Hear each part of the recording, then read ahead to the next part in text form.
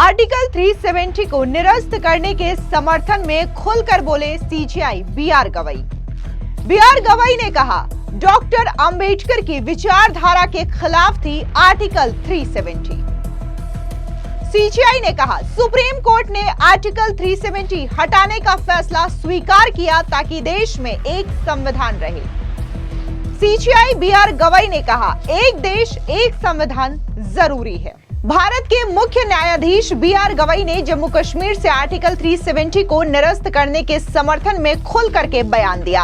उन्होंने स्पष्ट कहा कि आर्टिकल 370 डॉक्टर भीमराव अंबेडकर की विचारधारा के खिलाफ थी।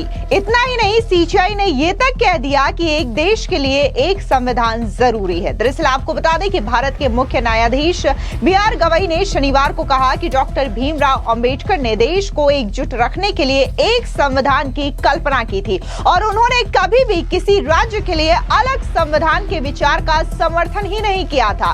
दरअसल नागपुर संविधान प्रस्तावना पार्क के उद्घाटन के अवसर पर बोलते हुए सीजेआई ने कहा कि सुप्रीम कोर्ट ने जम्मू कश्मीर को विशेष दर्जा देने वाले अनुच्छेद 370 को हटाने के केंद्र के फैसले को बरकरार रखकर एक संविधान के तहत अखंड भारत के डॉक्टर अंबेडकर के दृष्टिकोण से प्रेरणा ली है। आपको बता दें, दरअसल केंद्र सरकार ने 5 अगस्त 2019 को जम्मू कश्मीर का विशेष दर्जा छीनकर उसे 2 केंद्र शासित प्रदेशों यानी कि जम्मू कश्मीर और लद्दाख में विभाजित करने का फैसला किया था।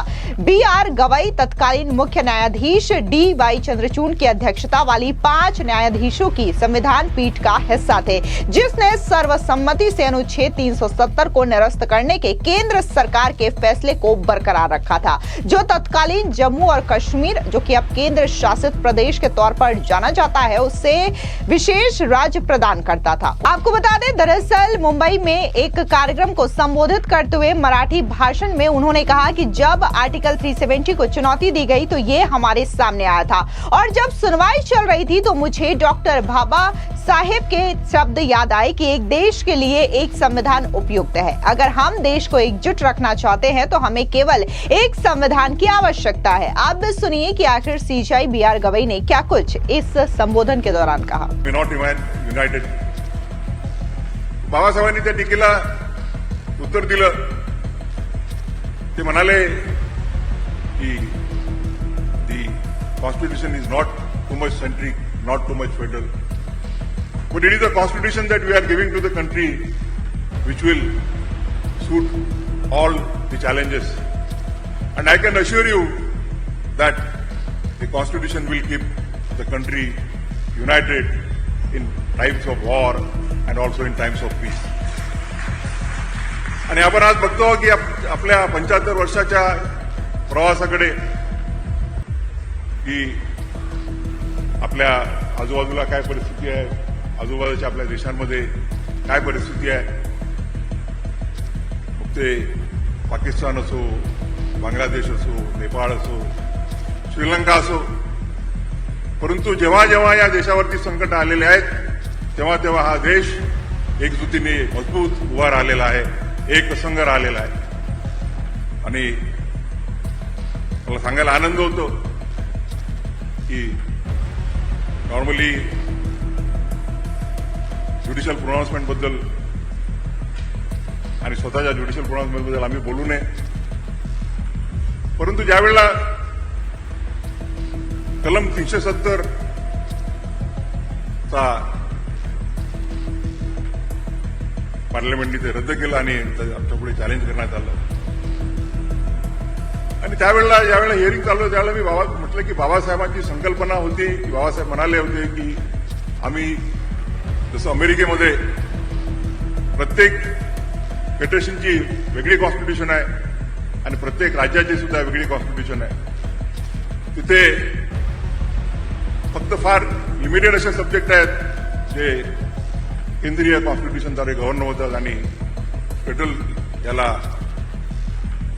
जास्त स्कोप असतो। आणि म्हणून बाळासाहेब म्हणाले होते की या देशाला एकच घटना अभिप्रेत आहे आणि देशाला एकसंघ जर ठेवायचा असेल तर country needs only one constitution आणि 370 रद्द व्हायच्या अगोदर परंतु फक्त एका राज्याकरता वेगळी राज्यघटना हे बाबासाहेबांच्या विचाराला धरून नव्हतं आणि म्हणून तो आम्ही निर्णय जो पार्लमेंटनी निर्णय घेतला होता तो एकजुटाने मान्य केला की जेणेकरून the country will be divided, country will be governed by only one constitution. इसके अलावा सीजीआई बीआर गवई ने कहा कि डॉक्टर अंबेडकर की आलोचना की गई थी और कहा गया था कि संविधान में बहुत अधिक संघवाद का प्रावधान है और युद्ध के समय देश एकजुट नहीं रह सकता।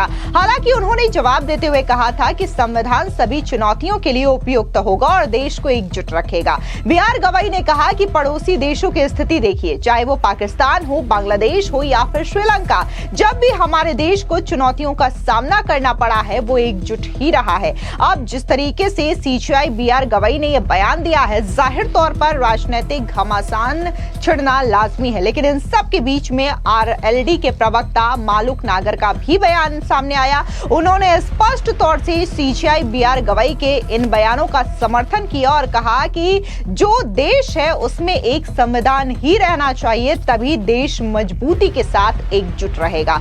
सुनिए क्या कुछ आरएलडी के प्रवक्ता मालूक नागर ने कहा।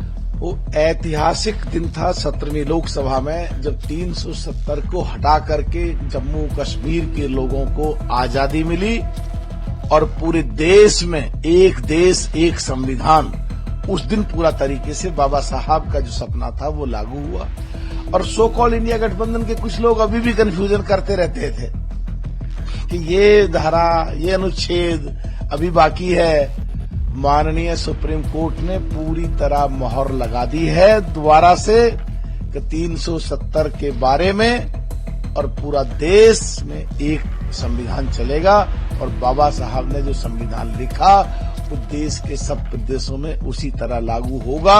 जो कुछ देश के कुछ प्रदेश अपने हिसाब से कुछ चलने की कोशिश करते थे या कश्मीर में जिस तरह पहले कुछ लोग अपने हिसाब से चलते आए थे, अब वो सब चीजें साफ हो गई हैं और ये एक माननीय सुप्रीम कोर्ट की दोबारा मोहर लगी है कि एक देश एक संविधान,